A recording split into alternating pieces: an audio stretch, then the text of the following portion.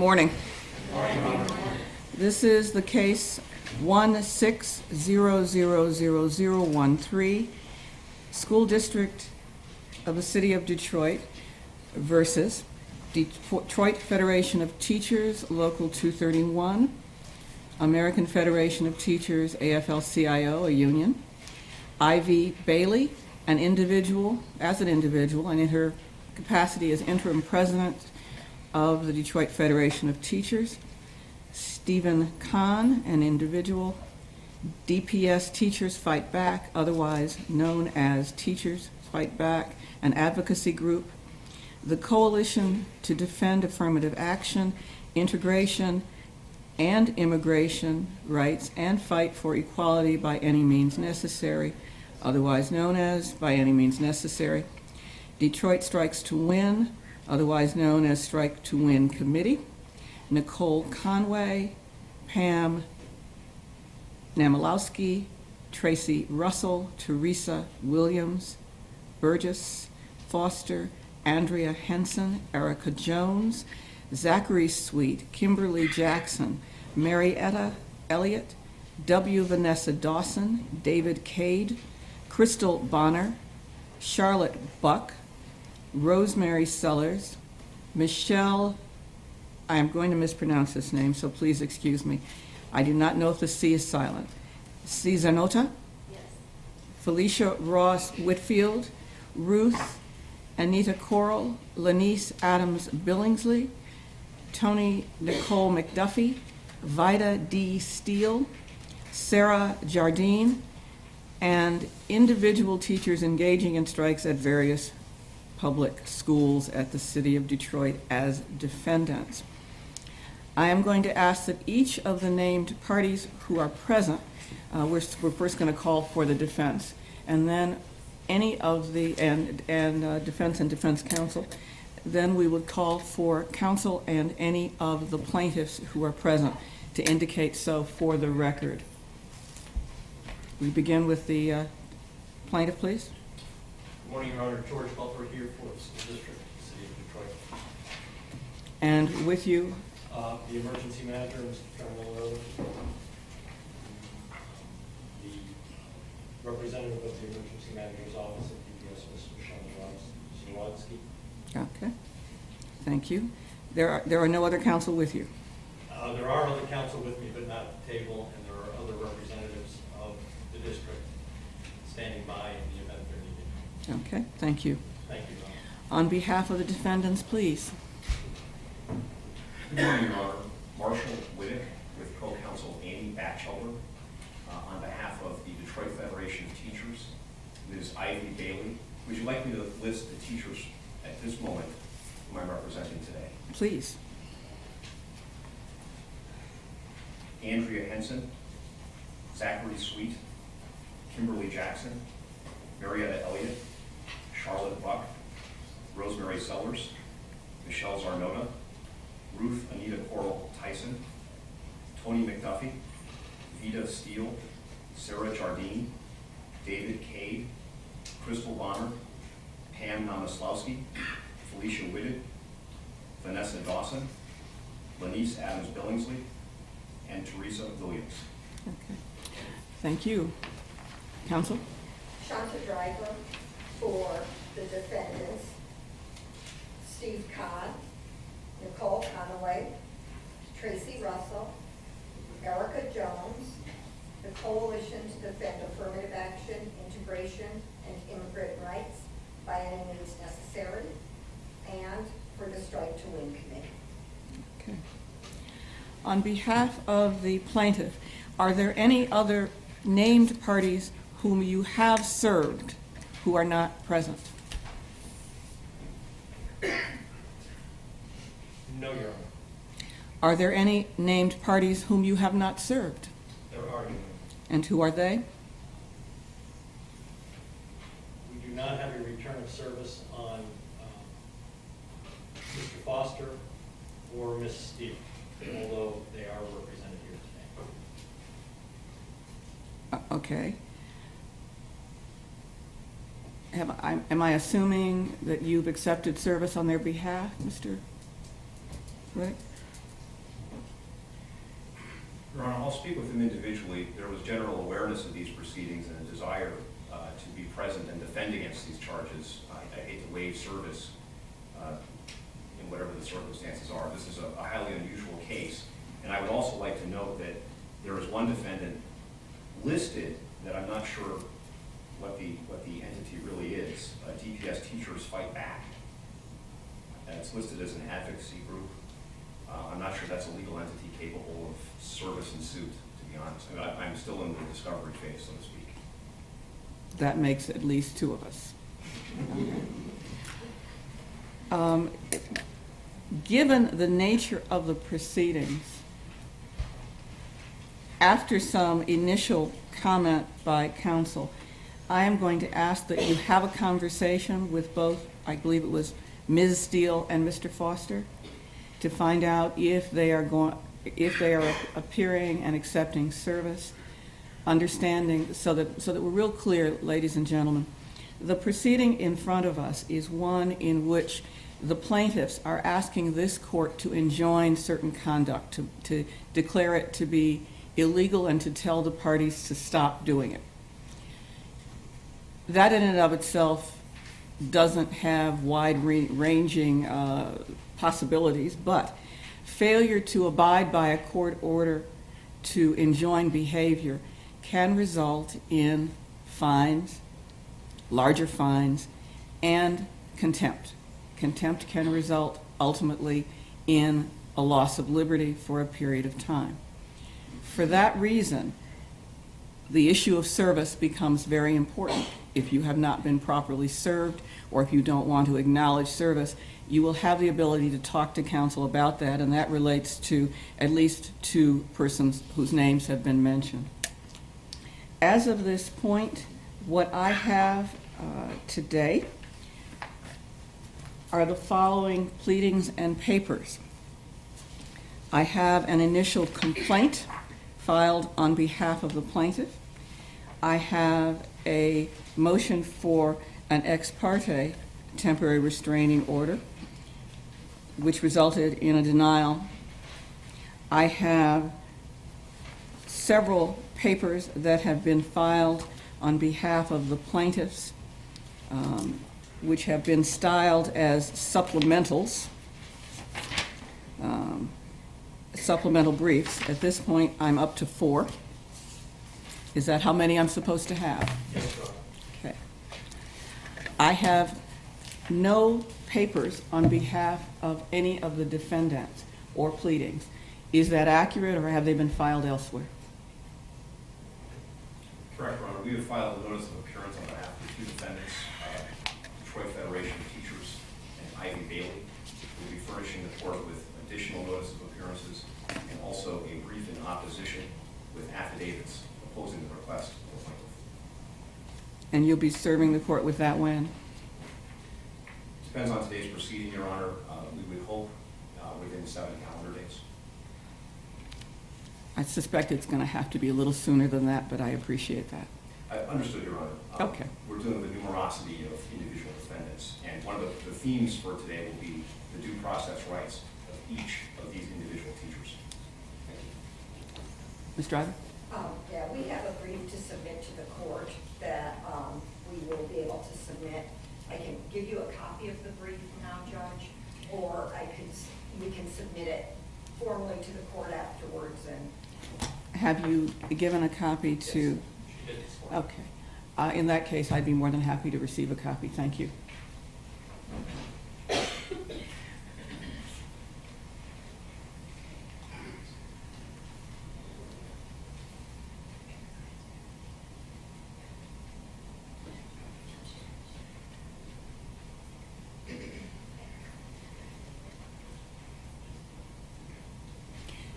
If you've got a shortage, we've got a copier, if that's what you needed. Okay. more, Are we good? More making sure that we can finalize the appendices, but I think that. Okay. All right. With that, I'm going to also make a statement about the limited access to this proceeding. Clearly, this is an open court, and we have every intention of maintaining our constitutional responsibility of being an open court, open to the people to whom the court belongs. Unfortunately, the Court of Claims has been recently housed inside the Court of Appeals. We are not a trial court. It is a rare day when we have more than 20 people in this courtroom.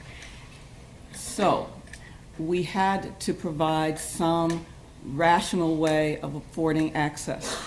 What we determined that we would do, obviously, all the parties to this case have an absolute right to be here. They have a right to be here with counsel, should they retain counsel. So we made sure that all of those persons had access, and we tried to get notice out.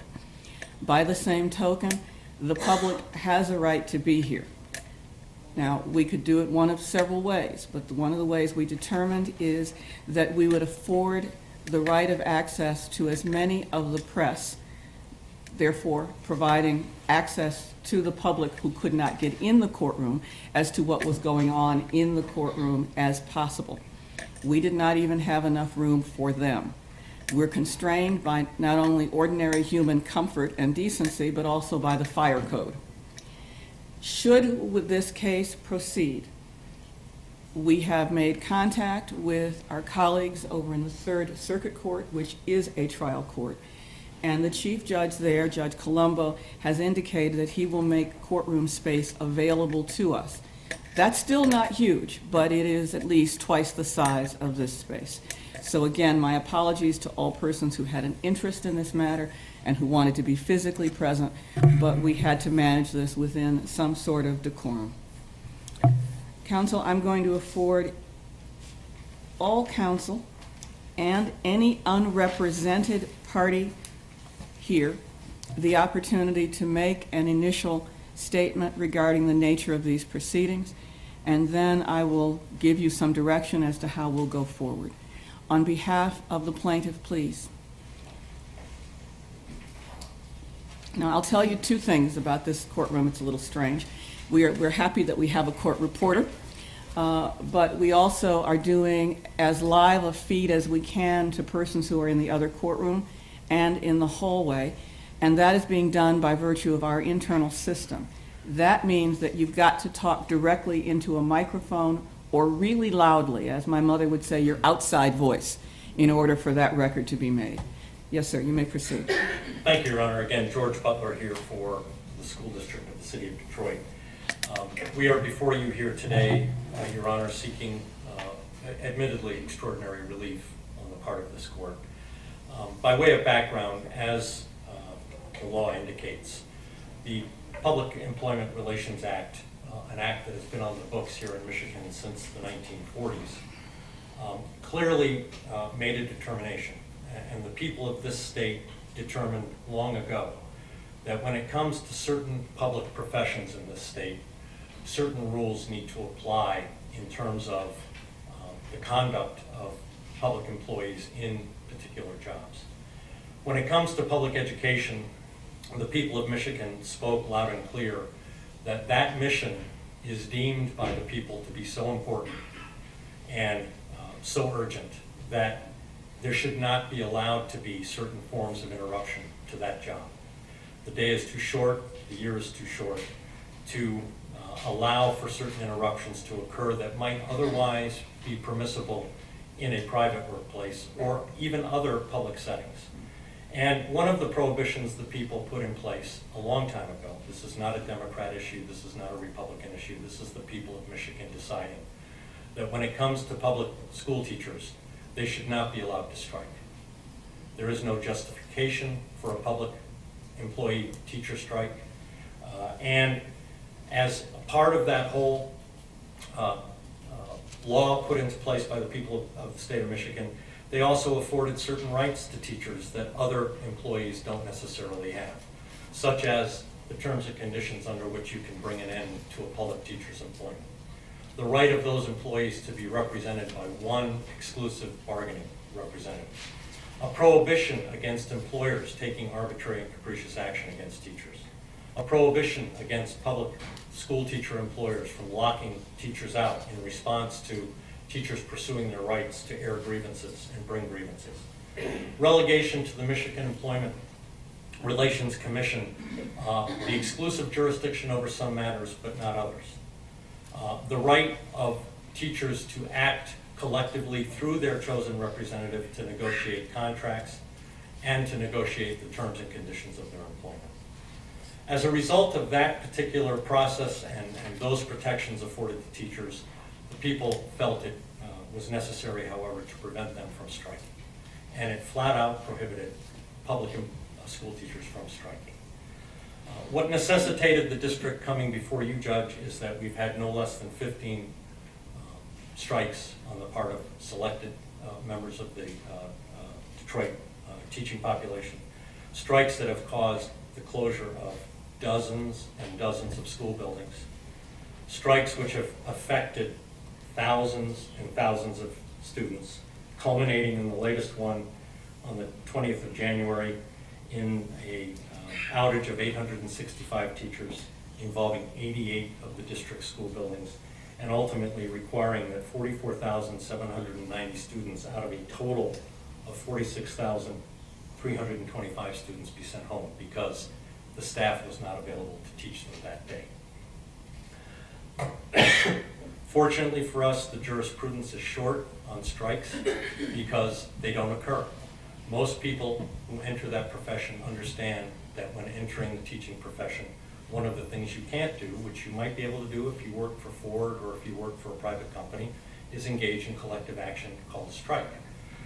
Teachers walk into that job with their eyes wide open, but that is a prohibited form of conduct. And it's not just the regulation of the employee-employer environment that's important to note here too. We've made attendance in school a mandatory requirement of all of our school children, our school-age school children between certain ages. To the extent that if parents cause their children not to attend school, the state can use its heavy hand and intercede in that situation and require those parents, and in fact punish those parents for not sending their children to school. The state in the area of public education has felt that it was incumbent on the people to dictate the terms and conditions for rendering those requirements, and in so doing, with respect to what's germane here today, prohibiting strikes was first and foremost amongst that. Because there is a right way and a wrong way to air a grievance, regardless of the nature of that grievance, and striking is not permitted. At the end of the day, not only does striking first and foremost affect students, and to sit for responsible adults to sit back and say students support us, students want to miss school, students want to leave school and support us, clearly that's not the responsible response of a responsible adult involved in public education. Students are meant to be in school for a certain number of minimum requisite days. They're meant to be instructed for a certain number of minimum requisite hours. And when it comes to interruptions in that education, strikes are not a permissible form of interruption. And in fact, the state makes clear that interruptions in public education caused by strikes do not qualify the district for those interrupted instructional hours to the requisite state aid attributable for those instructional hours, and that if they're to be made up, they have to be made up at a later time. First and foremost, the district felt, since it had attempted in many different ways to engage with, and by the way, that same law requires the district to deal with only one organization, the Detroit Federation of Teachers. By law, they are the exclusive bargaining representative of Detroit teachers. And they've had a long and distinguished career of representing those teachers over these many years. So and with respect to interruptions caused by strike or unauthorized work outages, we cannot talk to other organizations, no matter who they claim they represent, no matter whose interests they say they are advocating. We have to deal with the Detroit Federation of Teachers. And when it becomes clear that in doing so, the Detroit Federation of Teachers is unable to prevent their own members from striking, the law dictates that we come into court, this court, and seek injunctive relief while we pursue, if we pursue, any other corollary remedies that might arise as a result of the collective action on the part of the teachers. We are not interested in a witch hunt. We are not interested in retaliatory action against people who may have had their heart in the right place, may have valid grievances to express, may have real concerns about the quality of their environment, the quality of the education our students are receiving. But there is a right way to bring those grievances forward and to air them. And there's only one organization that by law we're allowed to deal with in that regard, and that is the DFT. Were we to approach any other organization purporting to talk to them even about grievances of teachers those organizations claim they represent, we would be committing a violation of the law. We ourselves would be subject to a claim that we were engaging in an unfair labor practice. But when the discussion between the district and the teachers chosen and elected exclusive representative DFT are not sufficient to prevent the actions that are going on, which, as we've alleged, are strike actions, and which, in the brief submitted at least by BAMN, are admittedly strike actions taken, amongst other things, to effectuate a change in the working conditions of the teachers, along with many other political agendas that really have no place in the employer-employee bargaining relationship. There's nothing the district can do about the emergency manager law. There's nothing the district can do about what the legislature chooses or chooses not to do. But again, those issues are also not legitimate issues to warrant collective action on the part of public employees who are school teachers. They are not permitted by law. In addition, the law imposes a heavy burden on those that have been privileged to be the exclusive representative of those teachers, the DFT, the only representative, a burden to ensure that their membership is not violating the law. And when they do, and do so in the name of collective action on their part, that union has an obligation to intercede and tell its people that that is not an acceptable or legal method for effectuating any kind of change that the employer has the power to effectuate. That the proper recourse is to deal through the union, bring on grievances, negotiate, meet, and all of those usual procedures, to the point where if impasse in any of those negotiations or a failure to agree on something does happen, you go to Merck. And Merck. Counsel, I'm just a little curious. Yes. Doesn't the emergency manager law interfere with some of the traditional para rights of the workers? The emergency manager law has vested in the emergency manager certain rights under para that wouldn't otherwise exist if there was no emergency And manager. similarly divested the collective bargaining unit of certain rights under para as well. Actually not divested them of rights, but enabled the emergency manager to make unilateral changes to a collective bargaining agreement through a certain process that he has to embark upon to do that.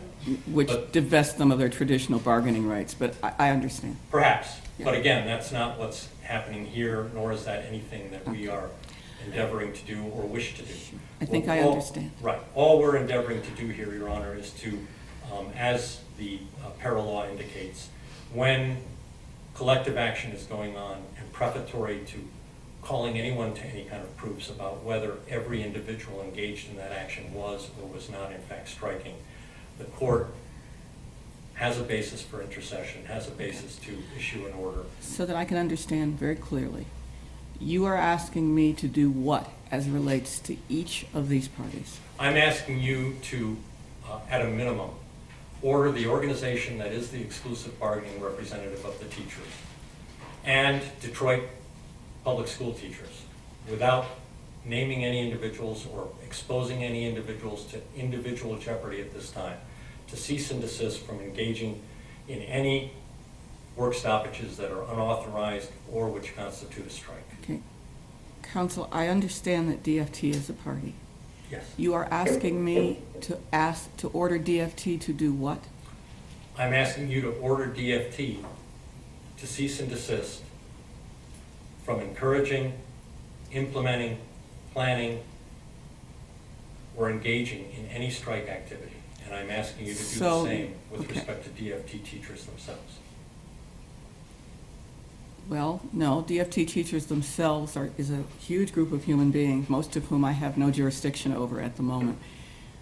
Relative to the union, you are asking me to order them to cease and desist encouraging implementing, calling upon their membership to strike, Okay. engage in strike activity. So that presumes that you want me to make a finding that they are encouraging, implementing their members to participate in a strike. Would you Actually, agree? no, I'm asking you to understand that they are the exclusive and sole representative of those individuals who have been engaging in strike. So you don't believe I have to make a finding of fact that DFT is doing anything before I order DFT to do something else? DFT is incapable of engaging in a strike.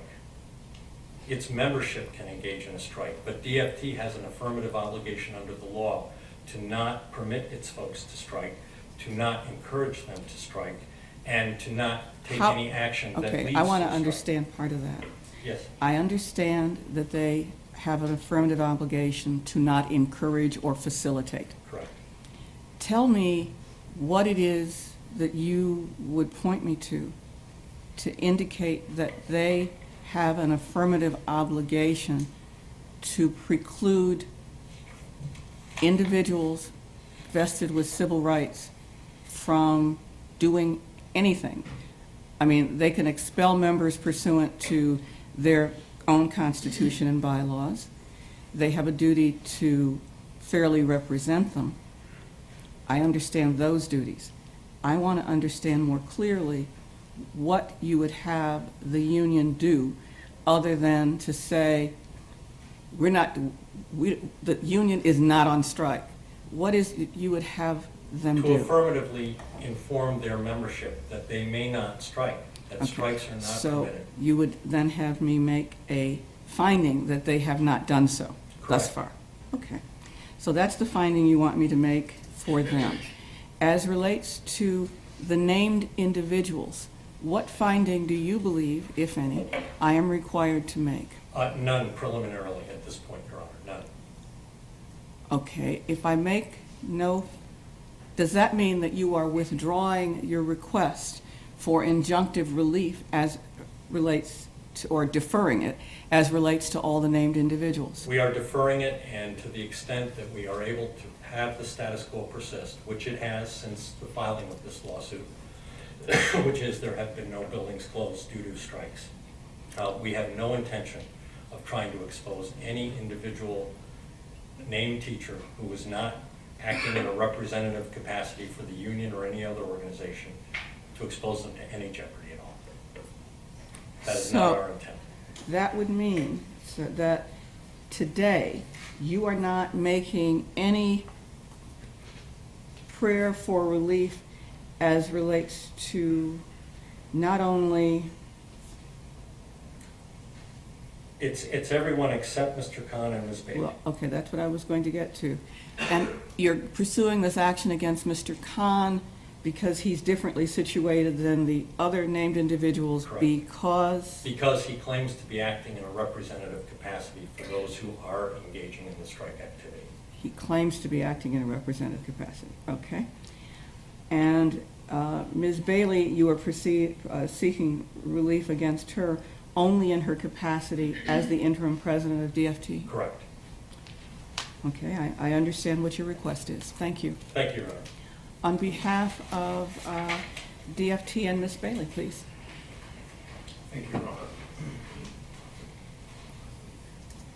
Understanding that your colleague has said he's not seeking any relief at this moment as relates to the individual parties other than Mr. Khan, what would your response be today?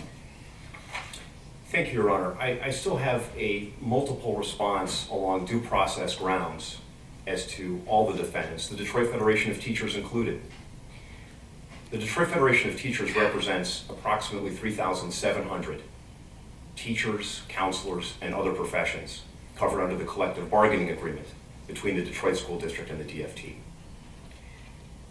Although that agreement provides for the resolution of disputes, as Mr. Butler has indicated, the Detroit School District has come to this Court of Claims for a restraining order and injunctive relief, which frankly should be denied completely, not simply the limited amount that Mr. Butler is asking for this morning.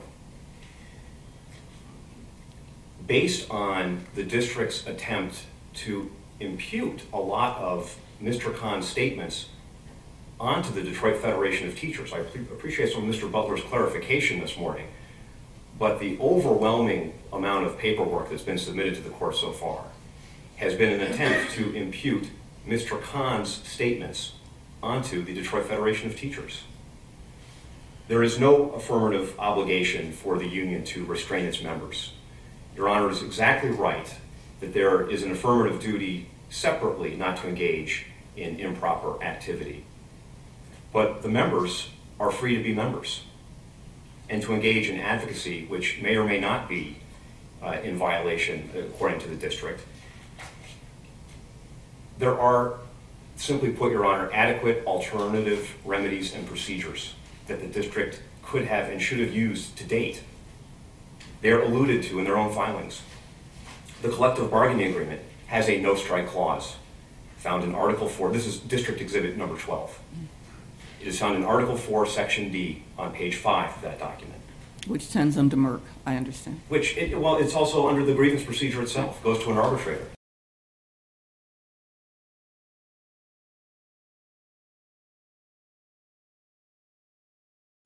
The citation is 380 Mich 314. That case reversed the entry of a preliminary injunction, which was granted solely on the basis that an entire school district of teachers went out on strike. And they said that ipso facto does not constitute grounds for an injunction. Further, in District Exhibit number 12, the CBA, in Article 10, Section A, subparagraph 5, it provides that the district will investigate suspected abuses of leave time. In connection with, and I'm quoting, in connection with its ability to investigate, the district shall have the right to require a doctor's note for any absence from work, and the district may implement a schedule of discipline based upon suspected abuse of the sick bank by any unit member pursuant to district policy. That very policy is District Exhibit number 13 in this matter. So the record is already in front of Your Honor for the adequate alternative remedies that are available. As to the union as well, their own due process rights as an organization, I recall a decision rendered in 1995 by the Wayne County Circuit Court, I believe it was Judge Lewis Simmons, when he struck down a portion of the amendments to the Public Employment Relations Act. It was Public Act, I believe, 112 of 1994, which attempted to impose vicarious liability, automatic vicarious liability onto the union for alleged strikes.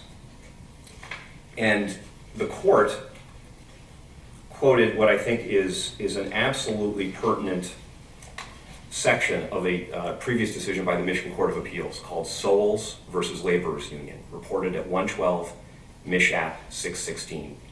And the pin citation is 619. The Court of Appeals explained, "It has been clear to Congress for many years that imposition upon unions of vicarious liability for the unauthorized acts of individuals could easily mean the elimination of labor unions as a social institution in America. Irresponsible or violent acts by individual workers or by agents provocateur, if automatically attributable to the union on the scene, could, of course, serve to destroy it. But such vicarious liability is repugnant to due process of law." And the Court of Appeals was quoting the Sixth Circuit Court of Appeals in an earlier decision to that one.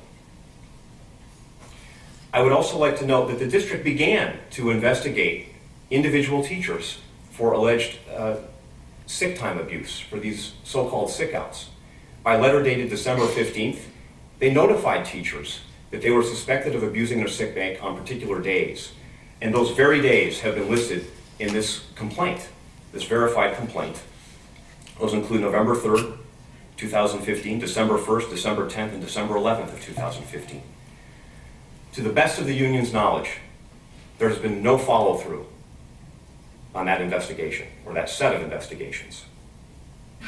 Plus, as mentioned earlier, the district could have initiated corrective discipline proceedings under District Exhibit number 13. Likewise, as Your Honor has noted, there are proceedings under the Michigan Employment Relations Commission. MCL 423.202A 1 through 3 and MCL 423.206, subparagraphs 1 and 2, provide for a notice and a hearing, usually within 10 days, for a determination of whether an individual teacher or other public school employee is in violation of the prohibition on strikes. Such hearings, whether under Article 10 of the collective bargaining agreement or under Merck, would provide fair notice and fair opportunity to respond and present individualized defenses. Those basic safeguards were not undertaken here. Had they been undertaken, the district would have learned two of the defendants, Tony McDuffie and Ruth Tyson, have never been absent on any of the days complained about in this lawsuit. Lanice Adams Billingsley has been on workers' compensation for approximately the last 3 months.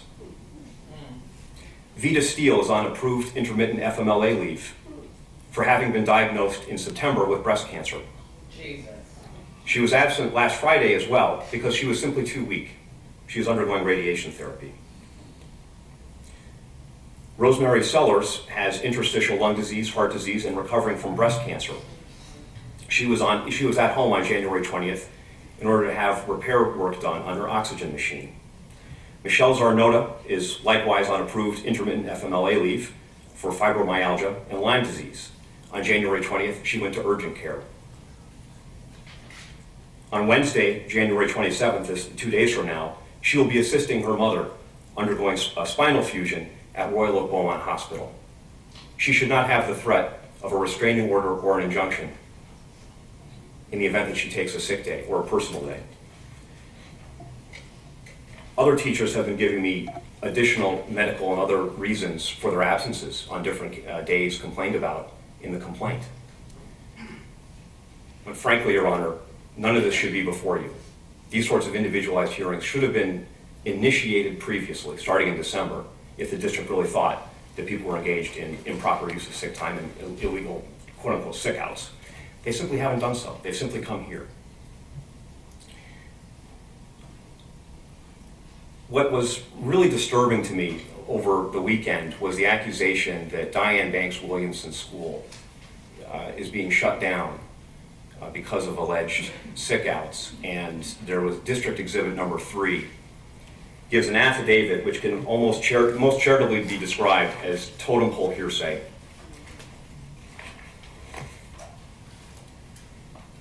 It consists of 4 sentences. It's the affidavit of Todd Lozier. Number 1, I am the district employee to whom the principal of Diane Banks Williamson, the principal, reports. Number 2, I have knowledge of the facts contained in this affidavit and I am competent to testify if called upon to do so. Number 3, on January 15, 2016, the principal reported to me that all 8 of the teachers at Diane Banks Williamson approached her about a strike or a collective work stoppage. Paragraph number 4 is the final paragraph. The principal reported to me that the teachers said that they would be engaging in a collective work stoppage on January 20th, 2016. The facts are, Diane Banks Williamson only has 8 teachers. It involves they teach and deal with special ed students. Ruth Tyson and Tony McDuffie were present on those days. The other medical conditions that I mentioned, those are also teachers from Diane Banks Williamson. This affidavit should be completely thrown out. Other teachers that I have found as named defendants in this case also raise other questions about the nature of this litigation. And the threat of an injunction is, with all due respect, an overreach by the district, especially as to these individual teachers. The teachers are complaining publicly, it is true, about the deplorable conditions in the schools, the lack of funding, the stagnant legislation in Lansing to help the district. One of the named defendants, Zachary Sweet, wrote an eloquent op-ed piece in the Detroit News last May. I believe he might have been absent once out of all the days complained of by the district, but that should come as no surprise because the days are mostly December and January, the middle of winter. Another is Sarah Jardine, who is here today. She has been published and quoted online and other places. Yet another, Pam Namislawski, a teacher of 24 years at the Detroit Public Schools, wrote an eloquent open letter to Darnell Early, posting it on January 13th on Facebook about the deplorable conditions in the schools. It was posted initially on Facebook, but picked up locally by the Metro Times and then published nationally in the Huffington Post. I'll be submitting the complete open letter as part of her affidavit. But I would like to read simply 4 of the paragraphs of this letter into the record today. This is again to Mr. Early. You called upon the mayor, the city council, the clergy of Detroit to be the voice of the children. Mr. Early, rest assured, there is no one in the city other than the parents who care more about the education, happiness, and well-being of the students of Detroit Public Schools than we teachers do. We are their voice. We are on the front line, working side by side with them every day, trying our best to overcome numerous obstacles. In the winter, we often work with them in freezing rooms with our coats on. In the summertime, we survive with them in stifling heat and humidity and temperatures that no one should have to work in. We wipe their tears and listen when they are upset. We send food home with them. We encourage them to persevere and to be hopeful about their futures. We celebrate their successes. We comfort them when they experience loss and tragedy. We give up time with our own children to support our students, who we also consider our children. We spend our own money to buy not only learning materials, but things such as uniforms, hand soap, sanitizer, and Kleenex. Educational decisions are now being made by politicians. Schools are being run like businesses. We have been vilified by these politicians. We have been made accountable for things we have little or no control over. We have been forced to administer numerous developmentally inappropriate tests to our students, and then we and our students are judged by the meaningless scores. We have watched the debt increase to ridiculous, unsustainable levels under state-appointed emergency managers, while the conditions we teach in have deteriorated alarmingly. We have been set up to fail in every way. The successes that happen in classrooms every day, both academic and emotional, largely go unseen, and most cannot be measured or displayed on a data wall. We as teachers know our students and what they need. It is heartbreaking to see that our students too often don't have what they need, and certainly not what they deserve. The recent action of teachers is not an attempt to drown out the voices of the students. It is an attempt to finally make their voices heard. Sincerely, Pam Nowoslawski, 4th grade teacher, Mann Elementary School.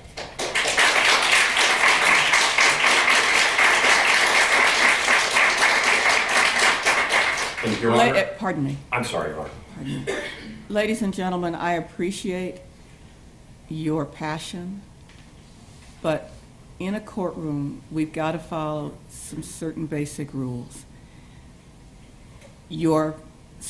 I will acknowledge I'm going to impinge upon your civil right to clap, boo, or anything else. We're going to have to just have the parties speak, and then to the extent that you want to support them outside the courtroom, please feel free to do so. In conclusion, sir. Yes, I searched District Exhibit 2 for any instance of absence by Pam Nowoslawski. I'm human, I might have missed one. I could not find an absence. Moreover, she posted this letter on January 13th. 2 days later, emergency manager Darnell Early came to her school, shook her hand, and thanked her. 5 days after that, he sued her.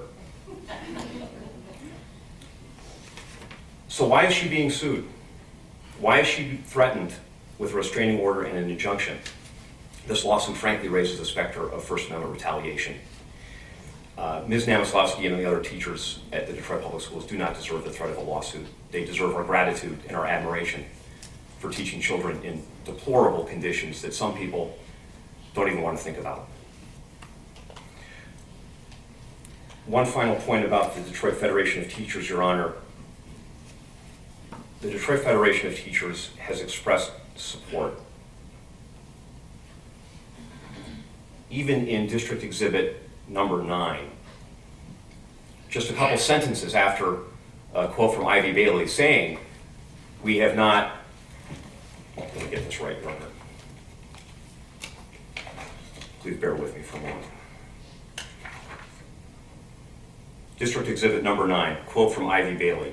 We haven't sanctioned the sick-outs, but I want everyone to understand the frustration, close quote. And then the next paragraph, DPS Emergency Manager Darnell Early said in a statement, quote, we understand and share their frustration, period, close quote. There is absolutely no basis in the record, or outside the record, frankly, for any type of restraining order to be slapped on the Detroit Federation of Teachers. In closing, I'll make this final point. The city of Flint has a water crisis. The city of Detroit has an education crisis. The latter will not be aided by a restraining order or further injunction proceedings against teachers and their union. The district's effort in this court is misguided, off the mark, and should be flatly denied. Thank Thank you, Your Honor. Thank you, sir. Ms. Driver?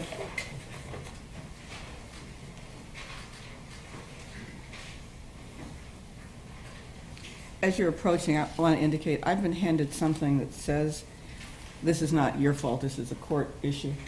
It says it is judge's copy of exhibits, and it does in fact describe exhibits 1 through 15.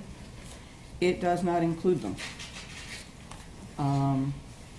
I have exhibit 1, 2, 3, 5, 6, and 12. So if in any way someone can arrange for me to get the rest of them, it would be a good idea. Please proceed, ma'am. Thank you. Judge, we ask you to deny the request put forward by the plaintiffs for an injunction for several reasons.